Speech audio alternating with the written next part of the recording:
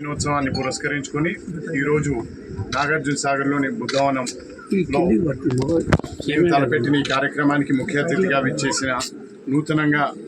tourism corporation చైర్మన్గా నియమితులైన మా సోదర సమానులు పటేల్ రమేష్ రెడ్డి గారికి,